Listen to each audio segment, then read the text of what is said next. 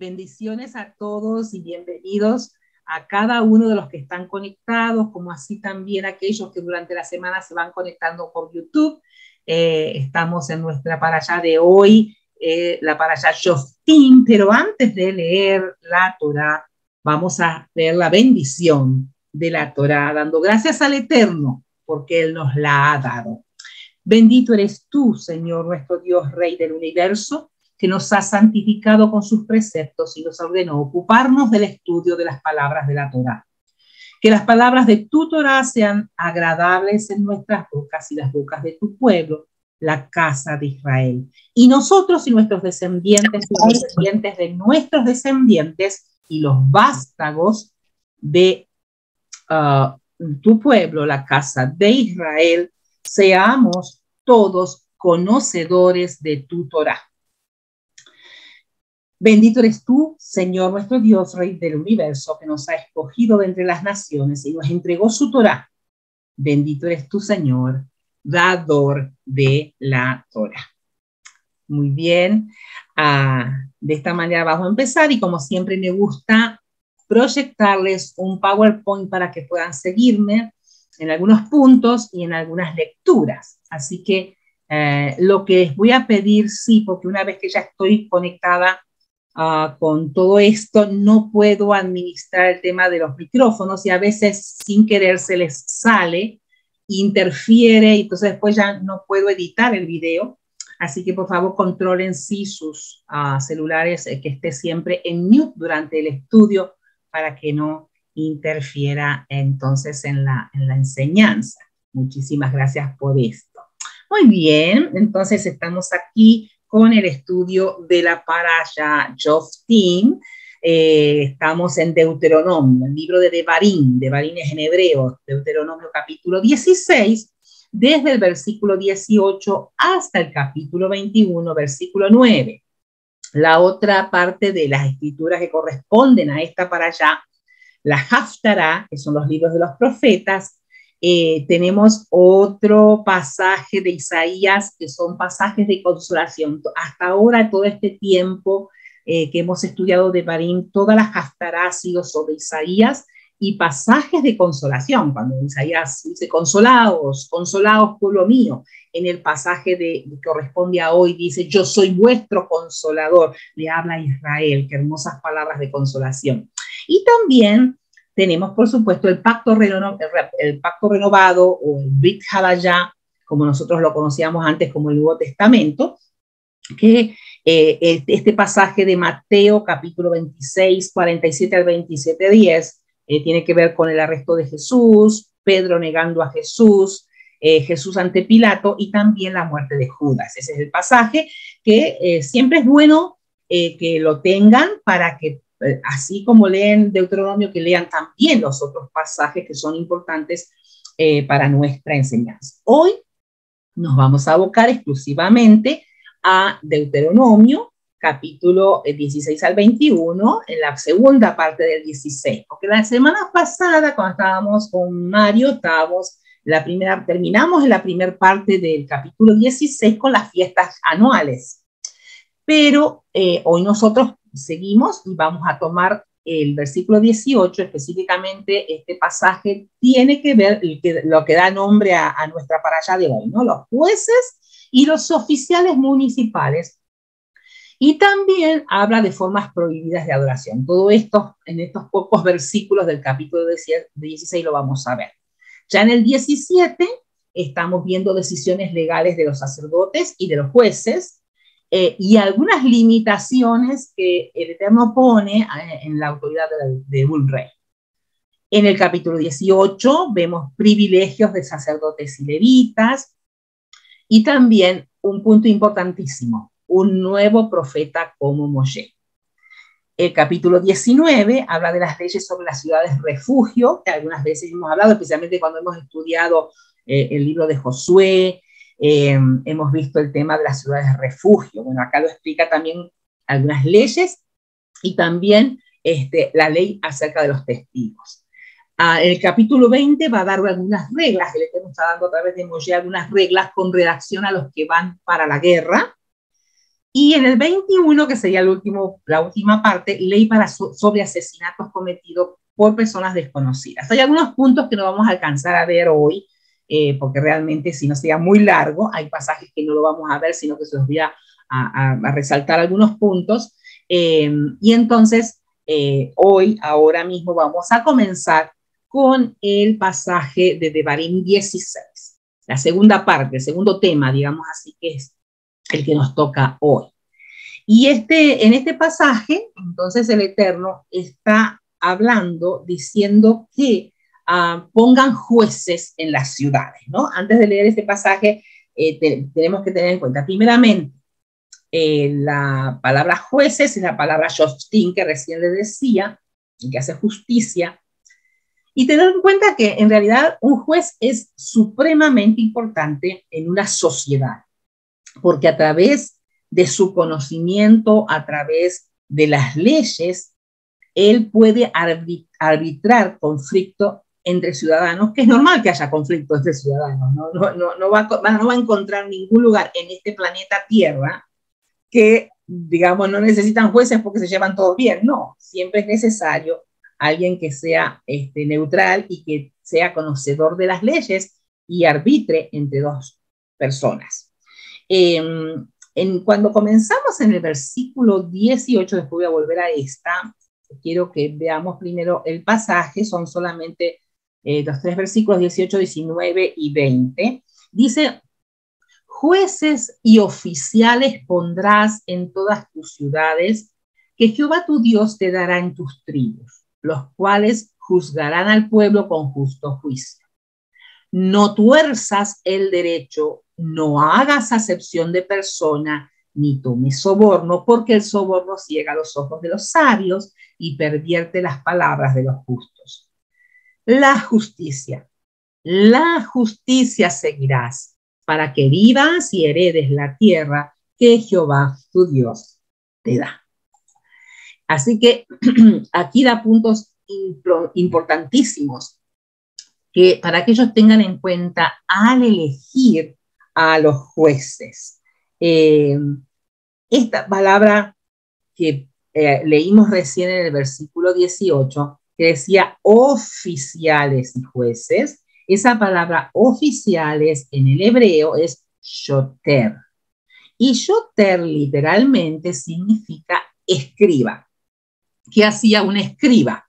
Un escriba era el que se encargaba de escribir las copias de la Torá. Se dedicaban a eso, a hacer copias de la Torá. No era como los días de hoy que tenemos impresoras o fotocopiadoras o escasas editoras que hacen el libro, que hacen las Biblias, que los editan. Entonces, la única forma de que las sinagogas, bueno, en este caso, pensando en el Brit Hadashah, ¿no? Como las sinagogas obtenían una copia de la Torá, bueno, gracias a los escribas. Ya escribas había en ese entonces, no había sinagogas, en ese entonces todavía estaba el tabernáculo de reunión, el tabernáculo de Dios nada más, pero los escribas sí existían. Entonces los jueces de las ciudades debían ser justamente esos oficiales, personas conocedoras de la ley. Por eso mismo un escriba, porque un escriba toda su vida se dedicaba a eso, a escribir Torá, así que eran personas conocedoras de la ley.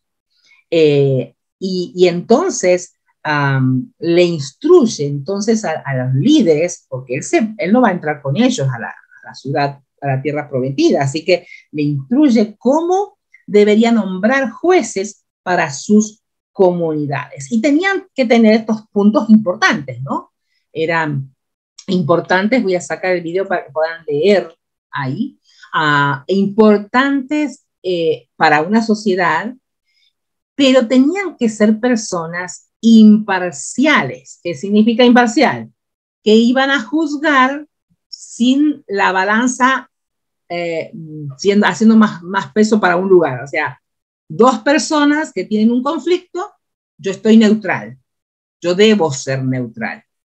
No tengo que tomar mi función de juez, no importa que sea un amigo, no importa que sea el hombre más rico de la ciudad y el otro más pobre, yo tengo que ser imparcial y hacer un justo juicio.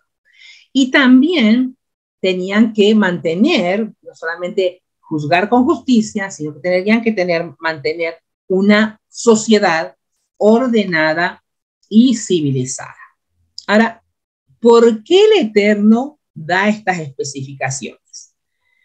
Porque Israel, nosotros somos Israel, Israel está llamado a ser sal y luz a las naciones. Y ellos iban a marcar una gran diferencia entre todas las naciones, teniendo una justicia correcta. Imagínense, y yo estaba pensando especialmente que esto se compara siempre Israel con las naciones paganas. Las naciones paganas tenían sus dioses falsos, dioses creados por humanos. Ustedes saben, esos dioses que se peleaban entre ellos, y se enojaban no respondían, o les mandaban esos rayos y tormentas. O sea, era algo que la misma mente humana había creado, no era un Dios verdadero como lo tenía Israel.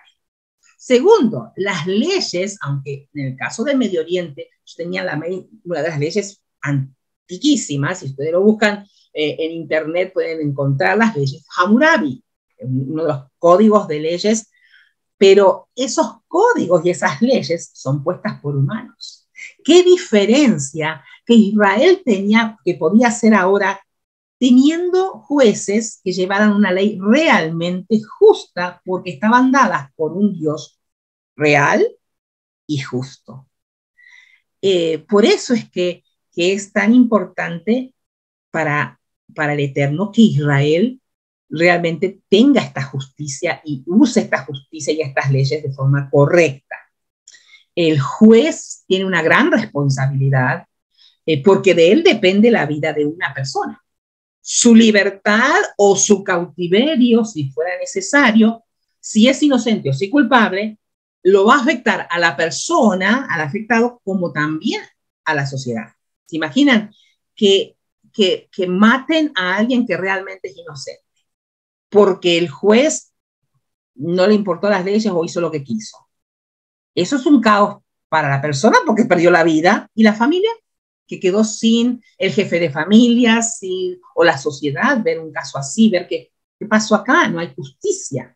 O al revés, darle el perdón a una persona, un depredador sexual, un pervertido, un homicida, darle la libertad porque no cree que es inocente, un peligro para la sociedad. Así que sobre los hombros de un juez recae esta sentencia que sea hecha con justicia, con sabiduría, cubriendo y protegiendo a la sociedad.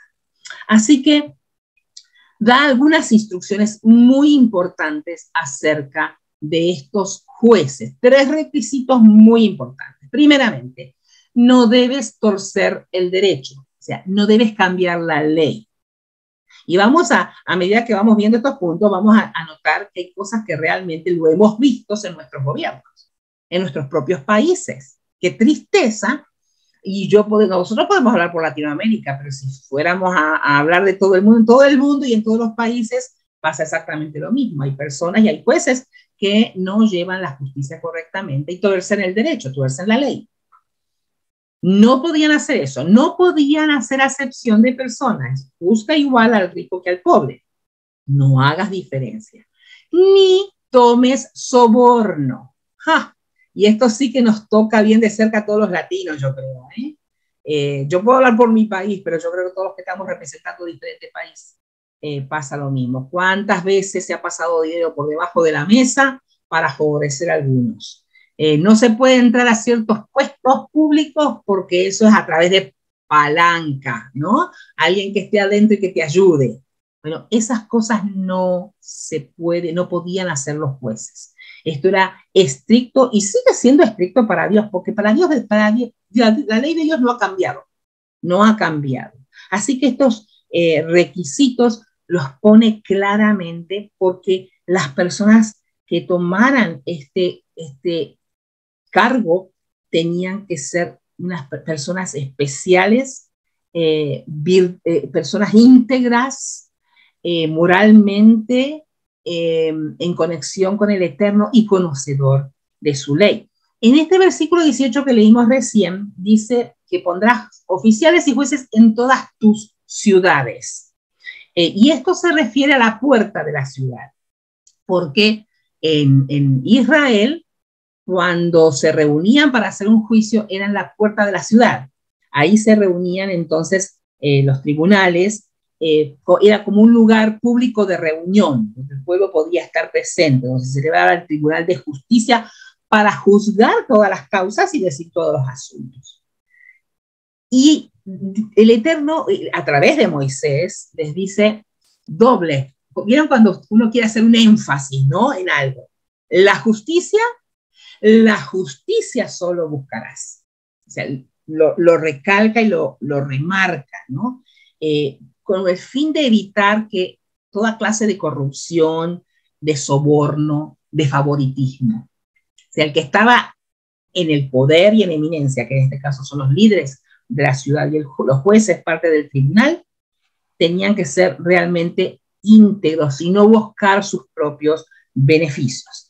Ahora, en las ciudades de Israel, este es un dato importante para saber, había 3 tipos de tribunales. Un tribunal era pequeño, era de 3 jueces. Había otro, estos tribunales se llaman en hebreo Beit Din, casa de justicia, Beit Din. Esos eran chiquititos, eran pequeños. Había tribunales de 23 jueces y había un tribunal de 71 jueces. Esos son los Beit Din. Las ciudades que tenían menos de 120 habitantes tenían un tribunal pequeño, un Beit Din de 3, que en este caso solamente dictaban sentencia para aspectos monetarios o cosas menores. Eso era lo que se encargaba ese Beit Din chiquitito. Si había ya que tomar una sentencia, entonces se los llamaban a 2 o 3, especialmente los Jajam, que son los sabios del pueblo, para tomar ciertas decisiones, cuando es chiquito el grupo. Si la ciudad era más de 120, entonces tenía un tribunal de 23 para tomar decisiones. Pero en Jerusalén estaba el tribunal de 71 jueces. Ese tribunal se llama el Gran Sanedrín. Es el que más hemos escuchado cuando Jesús fue juzgado. El Gran Sanedrín funciona en Jerusalén y tienen un lugar especial donde se reunían en el templo. Ellos se reunían en el templo. Así que esta era la forma en que ellos se manejaban. Ahora, todo esto de los jueces tiene un origen en Éxodo. No solamente lo estamos viendo aquí en Deuteronomio. En Éxodo, en el capítulo 18, y ustedes van a recordar este pasaje, fue cuando Jetro, el suegro de Moisés, vio que Moisés estaba matando, tomando juicio de todo el pueblo. ¿Se imaginan? En pleno desierto, ellos ya tenían casi 2 millones de personas y todos iban a Moisés. Moisés no paraba desde la mañana hasta la noche de recibir casos y conflictos y situaciones que tenían que juzgar. El suegro, Jetro, con mucha sabiduría, le dijo: no está bien lo que haces, desfallecerás del todo tú y también este pueblo que está contigo, porque el trabajo es demasiado pesado para ti, no podrás hacerlo tú solo. Oye ahora mi voz, yo te aconsejaré, Dios estará contigo. Estás tú por el pueblo delante de Dios y somete tú los asuntos a Dios y enseña a ellos las ordenanzas y las leyes y muéstrale el camino por donde deben andar y lo que han de hacer. O sea, tremendo consejo sabio que le dieron a Moisés, y así él lo hizo. Puso líderes de pequeños grupos, un poquito más grandes y otro poquito más grande, que le ayudaban a resolver los conflictos que eran fáciles. Y él se dedicaba a los más difíciles, el hombre de Dios, el hombre sabio. Así que de esa manera, cuando vemos todas estas instrucciones, ¿no? Y todo esto que el Eterno les deja para hacer cuando entren a la tierra prometida, realmente podemos entender por qué en nuestros países hay tanta violencia, tanta corrupción, no tienen paz, no hay justicia. Vemos tantas veces esas revueltas que hacen buscando justicia por alguien que mataron, por alguien que hicieron algo. Qué situación tan triste. pero no tienen a Dios ni tienen la justicia de Dios. En realidad, los gobernantes, los encargados, los líderes de los pueblos y de las naciones en general, ninguno se preocupa por leer la ley de Dios. Si la leyeran y le hicieran, este mismo país que ha sido fundado en el Evangelio y que los 10 mandamientos estaban hasta en los lugares más altos, han sido sacados. Ha sido sacada la Biblia de las escuelas, la oración. De a poquito se ha ido alejando, y lamentablemente toda nación que se aleja de Dios perece. Así que oremos mucho por nuestros países, oremos mucho por los gobernantes.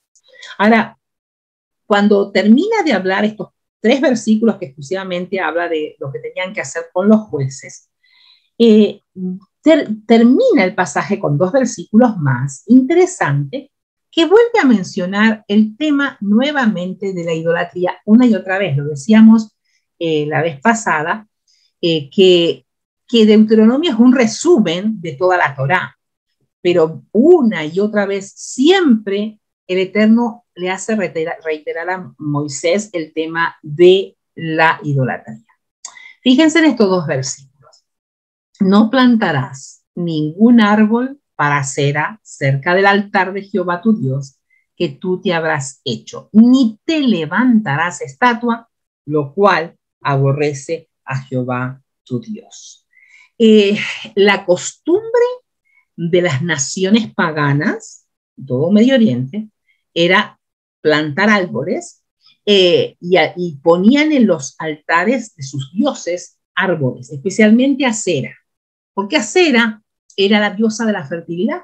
Entonces plantaban árboles o ponían árboles, los ponían bonitos, los decoraban, y debajo de esos árboles hacían orgías sexuales, porque era la diosa de la fertilidad. Eran sus ritos. Y en todo lo que el Eterno da a Israel siempre era todo lo contrario de lo que los pueblos paganos hacían, para marcar una diferencia. Es decir, en el santuario de Dios no podía, no debe, incluso cuando se construya el tercer templo, no va a haber en el monte del templo árboles. Porque para Dios nosotros somos esos árboles que dan la palabra al mundo y es la luz del mundo. Nosotros somos esos árboles. No necesitamos, Él hizo los árboles para que nosotros lo disfrutemos, su sombra, su fruto, pero nada más, no para adorarnos. Y sabemos y ustedes se preguntarán, ¿y qué hace un árbol de Navidad? No se refiere este pasaje al árbol de Navidad, quiero aclararles, no se refiere al árbol de Navidad, pero sí quiero que sepan que ese es el origen de las naciones paganas con los árboles, ver los árboles como si fueran dioses, porque ellos son fértiles, altos, especialmente los pinos porque son siempre verdes. ¿Se dan cuenta? Entonces, Dios abomina la idolatría, y cuando ya el ser humano ve al árbol de otra manera, entonces nada tiene que hacer un árbol de estos en una casa de Dios. Por ejemplo, Jeremías, y estamos hablando de muchos años después, que ya Israel había entrado, ya ellos tenían reyes. Dice Jeremías como profeta, voz de Dios, porque las costumbres de los pueblos son vanidad, porque el leño del bosque cortaron, obra de manos de artífices con buril, con plata y oro lo adornan, con clavos y martillo lo afirman para que no se mueva. Derechos están como palmera y no hablan, son llevados porque no pueden andar. No tengáis temor de ellos, porque ni pueden hacer mal, ni para hacer bien tienen poder. Fíjense que a través de los años Israel cometía el mismo pecado que hacían los pueblos paganos con los árboles. Por eso mismo es que les advierte. Y esta advertencia viene ya desde ahora con Moisés, antes de que ya sepan, cuando entren a la tierra prometida, ustedes no pueden cortar árboles ni poner árboles a cera. De hecho, Israel, Jerusalén fue invadida y destruida muchas veces, pero especialmente según el rey que en ese momento estaba, muchos de ellos habían puesto cosas, pero abominaciones dentro del templo. El mismo Josías, que mandó a limpiar el templo, mandó a sacar una imagen de acera que estaba en el templo de Dios. Sabemos también lo de, por ejemplo, Epífanes, el loco, el que decían el loco, Epífanes, el que sacrificó un cerdo en el altar de Dios. O sea, son cosas que son afrentas al Dios de Israel y lo hacían a propósito. Entonces, Dios no permite que su pueblo permita esas cosas por parte de los paganos o que se mezcle. Hay que tener tanto cuidado porque hay mucho sincretismo en nuestras congregaciones, en nuestras vidas. No nos damos cuenta. Esto es algo así. El tema de un árbol de Navidad tan inocente que uno lo ve, pero es algo pagano, lo mezclamos, lo pintamos bonito, porque total porque en realidad es el nacimiento de Jesús que hay de malo. Eso es un sincretismo. Sincretismo es una mezcla de lo pagano con lo profano. Lo profano y lo pagano y lo santo, lo profano y lo santo. Y esas mezclas Dios no las acepta, Dios no las permite. Dios solo permite lo que sea realmente santo y que sea para Él. Así que de esa manera vuelve a remarcar en el pueblo acerca de la idolatría. Así que nosotros, como dispersos entre las naciones, Israel dispersa entre las naciones, somos los que tenemos que siempre conocer su Torá, estudiarla, tomar decisiones correctas de acuerdo a ella, para traer paz a nuestra propia vida y también a nuestros hogares, porque nosotros somos llamados a liderar nuestros hogares, mujeres como mamás, los hombres como papás, y realmente necesitamos la sabiduría de Dios. Vamos a pasar al capítulo 17. Vuelve nuevamente a reiterar el castigo de la idolatría. Y entonces vamos a ver y a recordar que ya en los 10 mandamientos, en Éxodo capítulo 20, cuando él da los 10 mandamientos, es lo primerito que se menciona en los 10 mandamientos. No tendrás dioses ajenos delante de mí. Dios es un Dios celoso. Él es celoso, Él es santo, Él es justo, Él es amor, pero es un Dios celoso. ¿Por qué? Porque no comparte su gloria con nadie. Y esto es un hecho que tenemos que tener en cuenta. Nosotros no podemos permitirnos a creer todo, leer todo y creer que todo lo que nos dicen, no. Tenemos que ir a su palabra y solamente a través de ella juzgar lo que está bien y no está bien. Dice, no te harás imagen ni ninguna semejanza de lo que está arriba en el cielo, de lo que está abajo en la tierra, ni en las aguas debajo de la tierra. No te inclinarás a ella ni las aborrecerás, ni las honrarás, porque yo soy Jehová tu Dios, fuerte y celoso, que visito la maldad de los padres sobre los hijos hasta la tercera y cuarta generación de los que me aborrecen.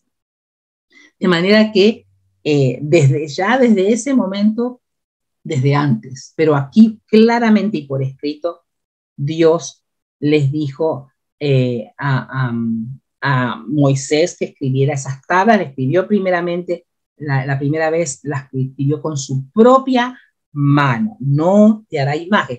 Este es el pasaje que yo les mencionaba hace 2 sábados atrás, que fue el que trajo el Eterno a mi mente cuando yo batallaba con el tema de los pesebres.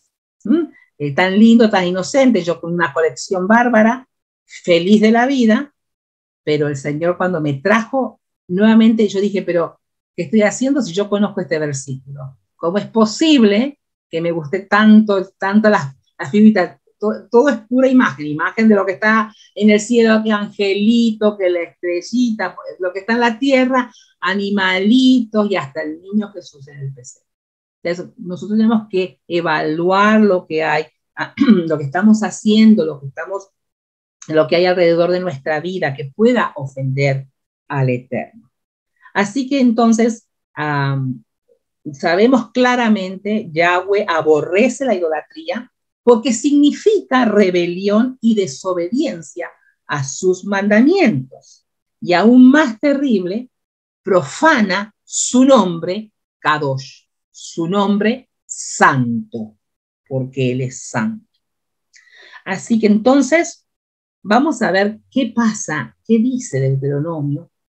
Hay un pasaje, no, parece que no lo puse todavía, no lo puse, pero quiero leerles el pasaje de Deuteronomio 29, 18, que dice, no sea que haya entre ustedes hombre o mujer, familia o tribu cuyo corazón se aleje hoy de Yahweh, nuestro Elohim, para ir a servir a otros dioses de aquellas naciones. Fíjense, miren lo que dice acá este pasaje.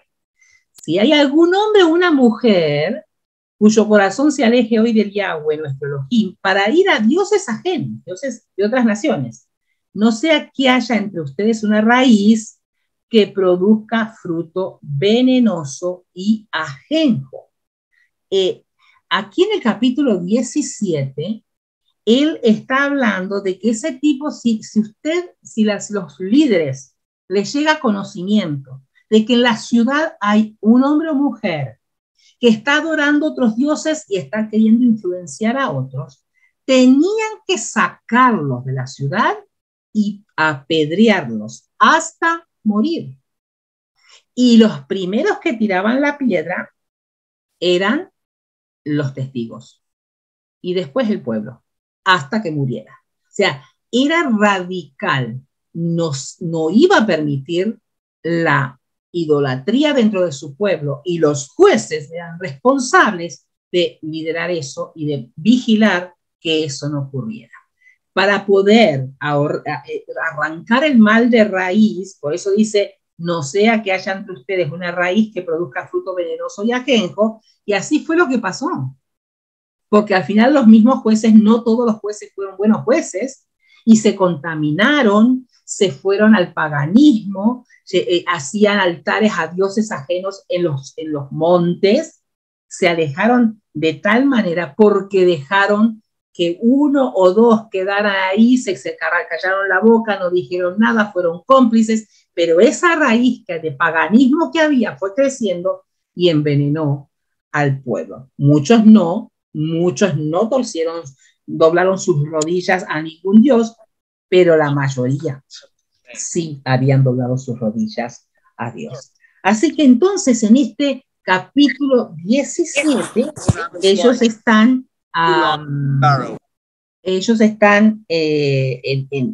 está hablando primeramente acerca de esto de no permitir la idolatría, pero inmediatamente comienza Dios a través de Moisés diciendo que cuando tuvieran reyes en Israel, uno se pregunta, qué raro que diga, cuando ustedes tengan reyes en Israel, hagan esto, tienen que ser personas así, así, así. Porque nosotros sabemos que Dios había dicho que Él iba a ser su rey. Entonces, si Él iba a ser su rey, ¿por qué Él menciona cuando elijan reyes? Definitivamente, porque el Eterno sabía que ese era un punto en el cual en algún momento su pueblo iba a pedir reyes como las naciones, las otras naciones que tenían reyes. Y como lo sabía, dijo, mejor les voy a dar las pautas de qué es lo que tienen que tener en cuenta para elegir un rey. Esto nos sirve a nosotros, porque nosotros somos como pueblo los que elegimos a nuestros presidentes y a nuestros gobernantes, ¿no?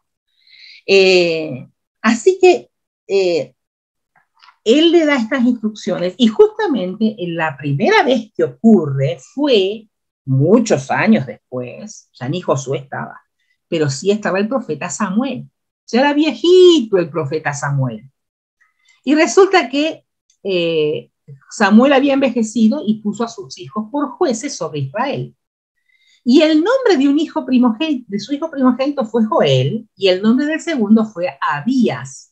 Y eran jueces en Beersheba.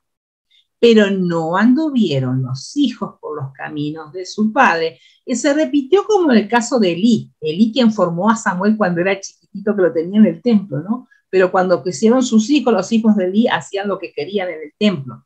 Y Dios permitió que así realmente después murieron en la guerra. Y en este caso se repite con Samuel. Los hijos de él no andan en el camino que andaba Samuel.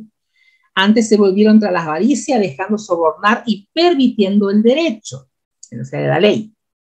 Entonces todos los ancianos de Israel se juntaron y vinieron a Ramá para ver a Samuel. Y le dijeron, he aquí tú has envejecido y tus hijos no andan en tus caminos. Por tanto, constitúyenos ahora un rey que nos juzgue, como tienen todas las naciones.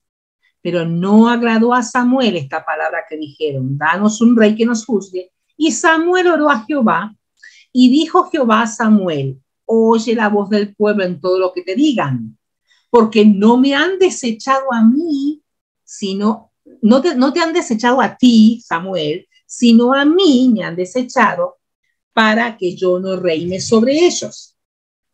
De manera que ya Adonai sabía que esto iba a pasar en Israel. Y él lo estaba previendo. Por eso les dice, miren, cuando vayan a elegir un rey, ustedes tienen que tener algunas pautas para saber cómo hacer. Y entonces pone en el capítulo 17 algunas reglas para estos reyes. Miren, el que sea rey tenía que ser dentro de sus hermanos, no un extranjero. Obviamente nosotros sabemos esto, que también en nuestras naciones pasa eso, pero eso lo dice claramente, no sea cosa que ellos, porque nadie se los dijo, pudieran poner a algún extranjero, ni siquiera alguien que adoptara, ¿no?, la fe y las leyes de Israel. En este caso tenía que ser realmente un israelita. Segundo, no debe tener muchos caballos para que no quiera regresar a Egipto. En realidad, este punto no se sabe bien por qué está. El caballo, se imaginan eso, los caballos son carísimos. En Medio Oriente, el antiguo Medio Oriente, los países, los gobiernos, los reyes, era como una posición, un estatus, el tener caballos, y muchos caballos, y caballos de esos finos y caros, ¿no? Entonces, no se puede, aunque dice para que no quiera regresar a Egipto, en realidad en el original no está así esa frase, sino en el original dice para que no quieran ir a comprar caballos a Egipto. No era que no podían comprarlos, sino más bien porque no quería que ellos estuvieran como están en lo alto, tener más estatus. Es lo que se cree que pudiera ser que estaba a este punto y a esta ley, de no tener demasiados caballos o carros, quizás para las guerras, etc. Pero era uno de los requisitos. Tampoco tendrían para sí muchas mujeres, para que no se desvíe su corazón. En la ley, en las leyes que ellos tienen, aparte de la Torá, dice que un rey no podía tener más de 18 esposas. Era muy común en Medio Oriente, los reyes, cuando una nación se quería aliar con otra, especialmente cuando Israel iba muy bien, muchos querían aliarse, especialmente en la época de Salomón. Fíjense, a Salomón se le fue la mano con las esposas y bueno, y ellas fueron las que le torcieron el corazón y no terminó como debería haber terminado, ¿no? Pero era muy normal que, por ejemplo, si un rey y otro rey querían hacer las paces y estar en buena, o hacer alianza, el rey, siempre uno de los reinos iba a estar por debajo de uno, o sea, no estaban en la misma manera. Este tenía más poder, por ejemplo, este tenía más poder, el otro terminaba siendo como vasallo y pagaba tributos, y a veces entonces entregaba una hija como esposa del rey o para un hijo del rey. Eso era común, por eso decían no más de 18. Que era parte por eso es que ellos tenían, pero en el caso de Israel, tenían que tener cuidado de que las mismas mujeres, como pasó con Salomón, no fueran las que le torcieran el corazón y lo desviaran de Adonai. Entonces no podían tener para sí muchas mujeres. No tendrá mucha plata y oro. ¿Para qué? Simplemente para que no se ensoberbezca y entonces después termine oprimiendo a todo el pueblo porque él tenía toda la plata y el oro del mundo. El caso de Salomón fue algo especial porque él no lo pidió, pero Dios, porque no lo pidió y porque lo que pidió fue sabiduría, Dios se lo otorgó. Cuando se siente en el trono, y esto es supremamente importante, ¿cómo quisiera que esto lo hubieran escuchado todos los gobernantes que están en nuestros países?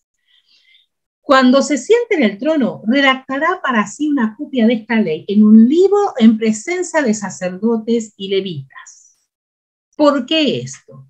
Importante, porque no solamente tenía que leer la Torá, él tenía que escribirla a mano en un libro para tenerla para sí, delante de sacerdotes y levitas. Era su trabajo como rey para hacer. Entonces, ¿por qué? Yo no sé si le pasa a ustedes, pero cuando yo quiero estudiar y hago estos estudios, a mí me ayuda muchísimo el escribir, leer, releer, marcar, resaltar, porque eso ayuda a mi memoria. Lo mismo, y a veces cuando yo memorizo versículos de la palabra, escribo, una y otra vez, y eso se me queda mejor en mi mente. Por eso mismo es que el rey tenía la obligación delante del Eterno de transcribir la ley de Dios en presencia de sacerdotes y de levitas. Y dice, deberá leer esta copia todos los días de su vida a fin de que aprenda y obedezca los mandamientos del Eterno. Es decir, mientras vaya a ser un rey, hasta el fin de sus vidas, tenían que tener en mente siempre la ley del Eterno para poder gobernar. Era muy, muy importante. ¿Por qué esto? Miren, en Deuteronomio capítulo 17, para que no se eleve su corazón sobre sus hermanos, que no sean opresores, que sean justos, que hagan justicia correcta, ni se aparten del mandamiento, a diestra ni a siniestra, a fin de que prolongue sus días en su reino, él y sus hijos en medio de Israel. Así que entonces, de esta manera, y yo espero que ustedes hayan podido leer y hacer el homework de leerla para allá antes, ¿no? De los pasajes, no solamente lo que el pastor nos manda, sino tal cual los pasajes de la Torá, porque no tenemos tiempo así en estos momentos de leerlos todo el pasaje completo. Así que más detalles que hay en Deuteronomio 17, si no lo leyó, léalo, cada uno de los pasajes. Y así podemos entonces ahora pasar al capítulo 18. En el capítulo 18, nuevamente, y usted dirá, pero qué manera de reiterar siempre lo mismo. Amonestación contra costumbres paganas. Es que Dios quería y remarcaba a su pueblo que quería que fuera santo, apartado para él. Israel es un pueblo santo y es luz a las naciones. Dice, cuando entres a la tierra que Jehová tu Dios te da, no aprendas a hacer según las abominaciones de aquellas naciones. No sea hallado en ti quien haga pasar a su hijo o a su hija por el fuego, ni quien practique adivinación, ni agorero, ni sortílego, ni hechicero, ni encantador, ni adivino, ni mago, ni quien consulte a los muertos. Clarísimo, ¿no? Y uno dice, ay, eso con los tiempos paganos, de los paganos allá. No, porque hoy en día, y yo me acuerdo cuando era chiquita, había una vecina del barrio que curaba el empacho con sus rezos y con una cinta. ¿Qué es eso? Hechicería. ¿Y cuántas personas no van y se hacen echar las cartas y a ver qué me depara el futuro? Nada de eso es permitido por el Eterno. Y a veces hay cosas que han sido un sincretismo dentro de la misma Iglesia Católica, que creemos que es, eso es normal, no está mal hacerlo. Dice, eso es abominación, dice el versículo 12. Abominación para con Jehová, cualquiera que hace estas cosas, y por estas abominaciones, Jehová tu Dios echa estas naciones de delante de ti. Perfecto serás delante de Jehová. Tenemos que ser perfectos, Israel. Israel debe ser perfecto delante de Jehová, tu Dios, porque estas naciones que vas a heredar, porque ellos iban a entrar a la tierra, tenían que exterminarlos a todos, pero iba a heredar toda esa tierra, casas y cosas que ellos no habían construido. Y a agoreros y adivinos oyen esas naciones, mas a ti no te es permitido esto por Jehová, tu Dios. Las naciones cananeas practicaban la lectura del hígado, la lectura de la borra de café. ¿Cuántas cosas que nosotros tenemos? Que la ristra de ajo, yo he ido a casas donde está la ristra de ajo porque por la suerte, que la cintita roja para esto, para aquello. No, nada de esto debemos practicar, ninguna de estas cosas debemos nosotros practicar. Así que, ¿qué debemos ser?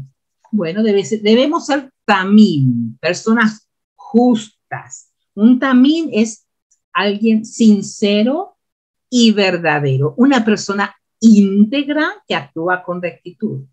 En todo momento debemos buscar lo que Yahweh ordena, y cuando fallamos, porque sabemos que fallamos, tenemos que arrepentirnos, tenemos que hacer teshuvá y rectificar el error, no volver a hacerlo. No es como a nosotros enseñamos, ay, sí, nos han enseñado que no importa lo que hagas, el Señor te ama y te perdona todo. No, Señor, eso no está bien enseñado. El Señor sí nos ama, pero lo que quiere y demanda es obediencia. Tenemos un concepto de un Dios como que allá está Dios bien lejos y Jesús ya murió por mis pecados. No, la ley de Dios no cambió desde el principio hasta ahora. Y sus demandas son desde el principio hasta ahora, porque si hubiera sido que Jesús murió por nuestros pecados y ya no lo hubiera dicho él, mire, yo ya morí por ustedes, pueden vivir, yo los voy a perdonar. No, no es así. Yo tengo que vivir una vida íntegra delante de Dios, recta, y buscar a Dios en arrepentimiento, pero cuidando no volver a cometer ese error otra vez. Hoy en día tenemos que tener mucho cuidado con la idolatría y con todo lo que nos rodea. La idolatría no se limita solamente a figuras talladas o a imágenes. Una creencia falsa, un dogma, hasta una tradición o costumbre puede convertirse en idolatría. Por eso tenemos que mirar mucho a nuestro alrededor. Yo les puse esta foto. Voy a sacar la foto mía para que puedan mirarla, para que puedan mirar todas. Aunque la última es la del arbolito de Navidad, pues ya la hayan visto. Muy bien. El celular. Váyase usted 2 segundos fuera de la casa y se da cuenta que no tiene el celular y así haya hecho 3 millas es capaz de volver a buscarlo. No puede estar sin celular. Eso se convirtió en un ídolo para usted. No que para emergencias, mentira, no me venga a decir. Porque cuando no teníamos celular y había emergencias, igual sabíamos cómo comunicarnos. Así que tenemos que tener en cuenta que hay cosas que pueden ocuparnos más tiempo de lo que debería ocuparnos. Y quita el lugar de Adonai. Esta manito que ven abajo con un ojo, esto tiene más un origen musulmán, pero si usted va a Israel, eso se vende como amuleto. Y quiero hacer este comentario porque a veces se piensa, no, pero si lo traje de Israel, el lugar santo. Mire, hermano, amamos al pueblo de Judá y oramos por ellos, pero no todos están bien. Y hay cosas que todavía Israel está haciendo de paganismo y de aberraciones que Dios no acepta. Por eso es que tenemos que clamar al Señor, siendo parte de Israel, y clamar por su perdón y misericordia. Pero en Israel va a encontrar de esas cosas, de esos amuletos, va a encontrar la cintita roja, como la manito que tiene la pulserita roja, que para la suerte, acá y en todos lados, y en Israel también. ¿Qué tenemos hoy en día? Allá puse el conejito de Easter. ¿Qué tiene que ver un conejo? Que pone huevo, que salen todos los niños el día de Pascua, que en realidad nada tiene que ver con la resurrección de Jesús. Y estamos haciendo un sincretismo, iglesias que lo practican. Pero puse la foto del medio y yo no sé cuántos de ustedes la reconocen, porque si no han ido a Israel, quizás alguien que haya ido a Israel, obvio, fotos de Belén. Esa foto es de Belén, en donde se cree que nació Jesús. Siempre, por supuesto, claro, está ahí mismo han construido una catedral, una iglesia católica, hay dos, una ortodoxa rusa y una católica romana. Y por supuesto, como ustedes verán, todos los incensarios y cositas así, porque todo lo han puesto así para el turismo, porque en realidad es todo turismo. Y yo me he asombrado, no fui la única, hay otras personas que han dejado con otros grupos. Nuestra iglesia había llevado 2 veces a Israel grupos, yo fui en el segundo, y me he asombrado de personas, miembros de la iglesia, no católica, por supuesto, porque era iglesia evangélica, que llegar ahí y arrodillarse y tocar el mármol y compungirse, y yo quedármeles viendo porque no podía entender esa actitud como de adoración a un mármol donde me dicen, en este lugar se cree que nació Jesús.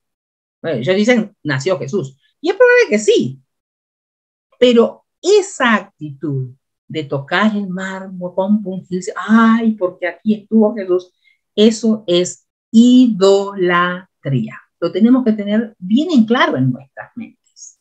Hay muchas cosas que creemos que son no, pero ¿cómo Dios se va a ofender? Sí se ofende, porque estamos leyendo directamente de su palabra, que todo lo que sea postrarse delante de cualquier cosa o tomar algo, cualquier objeto como un Dios y a tener actitud como si fuera un Dios, le estamos fallando a Él. Así que nosotros tenemos que cuidarnos mucho, mucho. El pasaje de Deuteronomio comienza con esto de la idolatría, pero después hay una parte muy, muy importante hablando de un profeta como Moisés. Dice, profeta de en medio de ti y de tus hermanos como yo, te levantará Jehová tu Dios, a él oiréis, conforme a todo lo que pediste a Jehová tu Dios en Horeb el día de la asamblea, diciendo, no vuelva yo a oír la voz de Jehová mi Dios, ni vea yo más este gran fuego para que no muera. Y Jehová me dijo, han hablado bien en lo que han dicho. Profeta les levantaré del medio de sus hermanos como tú, y pondré mis palabras en su boca, y él le hablará todo lo que yo le mandare, mas a cualquiera que no oyere mis palabras, que él hablare en mi nombre, yo le pediré cuenta. Yahweh no está hablando de cualquier profeta, sino de uno como Moisés. Ustedes saben, Moisés fue algo muy especial para Dios. La relación que tuvo, ese cara a cara, solamente con Moisés se había dado. Pero iba a haber otro profeta después que iba a enviar, que iba a ser como Moisés, que lo iba a poder ver, que lo conocería Dios cara a cara. Y este no es nada más y nada menos en este pasaje de Deuteronomio que está mencionando a Yeshua HaMashiach, nuestro Salvador y Mesías. Algunos piensan que no, tal vez era Josué. No, no pudo haber sido Josué. Es más, cuando vemos en el Brit Hadashah, en el pacto renovado, en Juan capítulo 6, 14, por ejemplo, dice, aquellos hombres entonces, viendo la señal de Jesús que había hecho, dijeron, este verdaderamente es el profeta que había de venir al mundo. Ellos conocían la ley, ellos conocían la Torá, era lo único que tenían escrito. Y cuando vieron que Yeshua estaba haciendo grandes milagros, esto fue lo que exclamaron. Este debe ser el profeta que dijeron, que decía la Torá, que iban a enviar un profeta como Moisés. En Mateo 11, 13, dice, porque todos los profetas y la ley profetizaron hasta Juan. Juan el inmersor, el que conocimos como Juan el Bautista. Juan el inmersor, hasta ahí, hasta Juan, todos los profetas y la ley, todos profetizaron, pero ninguno de ellos, incluyendo Josué, que había sido separado por el Eterno y le pidió a Moisés que lo ungiera con sus manos y para darle el encargo de seguir guiando al pueblo para entrar a la tierra. Ninguno de ellos era ese profeta el cual menciona él aquí. Por ejemplo, veamos en Deuteronomio, miren, Josué, hijo de Nun, fue lleno del espíritu de sabiduría, ¿verdad? Dios le puso sabiduría, porque Moisés había puesto sus manos sobre él, y los hijos de Israel le obedecieron e hicieron como Yahweh mandó a Moisés. Y nunca más se levantó profeta en Israel como Moisés, a quien haya conocido Yahweh cara a cara. No que Josué era ese profeta, no. Simplemente que después de Moisés, nunca más se levantó profeta en Israel hasta que llegó nuestro Mesías, Yeshua. Él es el profeta que estaban esperando, Yeshua HaMashiach. Así que la profecía está clara ya desde Deuteronomio de que Adonai nos iba a enviar a ese profeta especial, con esas cualidades tan especiales. Ahora vamos a ver qué es lo que dice Hebreos 3, 1 al 3. Dice, por tanto, hermanos, santos, participantes del llamamiento celestial, considerad al apóstol y sumo sacerdote de nuestra profesión, Yeshua, el cual es fiel al que le constituyó, como también lo fue Moisés, en toda la casa de Dios.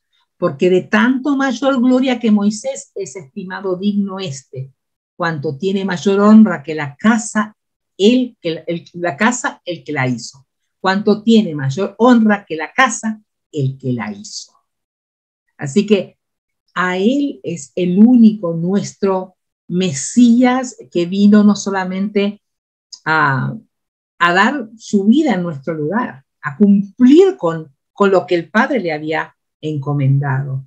Él mismo, cuando habló en Juan 12, dice, yo no he hablado por mi propia cuenta. El Padre que me envió, Él me dio mandamiento de lo que he de decir, de lo que he de hablar, y sé que su mandamiento es vida eterna. Así pues, lo que yo hablo, lo hablo como el Padre me lo ha dicho, porque Él es el verbo hecho de carne. Él es la palabra hecha carne, la palabra de nuestro Elohim que estuvo en medio de nosotros.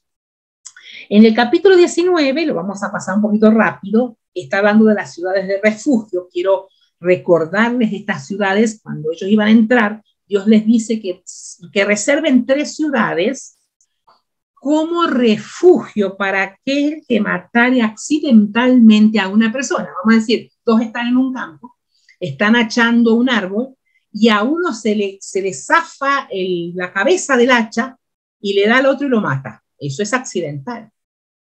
Pero entonces estas ciudades estaban para recoger a estas personas, para que el vengador de la sangre de ese que murió no mate al que inocentemente o accidentalmente lo mató. Así que inicialmente habla de 3 ciudades, pero le dice, pero yo les voy a dar la tierra a medida que Adonai les dé toda la tierra y se irá extendiendo, y van a agregar 3 ciudades más, es decir, 6 ciudades para evitar que en Israel corriera sangre inocente. Ese es el objetivo de estas ciudades.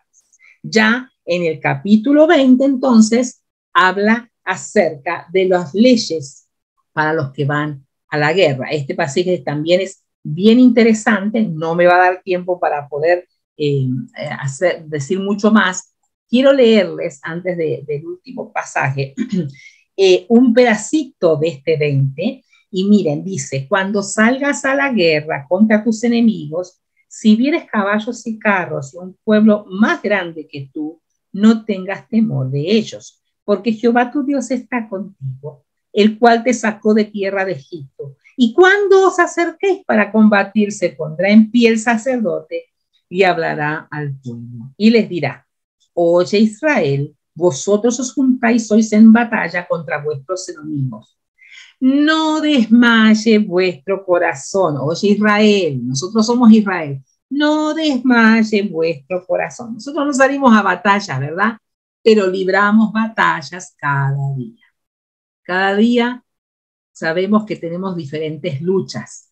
Y esas batallas, así como el pueblo de Israel que salía a conquistar y salía a batallas, le dice Dios, no desmaye vuestro corazón, no temáis, ni os azoréis, ni tampoco os desalentéis delante de ellos, porque Jehová vuestro Dios va con vosotros para pelear por vosotros contra vuestros enemigos, para salvaros. Tenemos que tener en cuenta que Dios siempre va a cubrir a su pueblo, especialmente cuando tenga un pueblo obediente. En la obediencia, y esto lo dice el pastor Walter Agosto de Puerto Rico, que está en esta misma línea, él dice, en la obediencia hay bendición. Somos salvos por gracia y en la obediencia hay bendición. Y la bendición es que Jehová, Yahweh, en momentos de guerra y batalla espiritual, momentos de batalla en tu vida, Yahweh es nuestro guardador.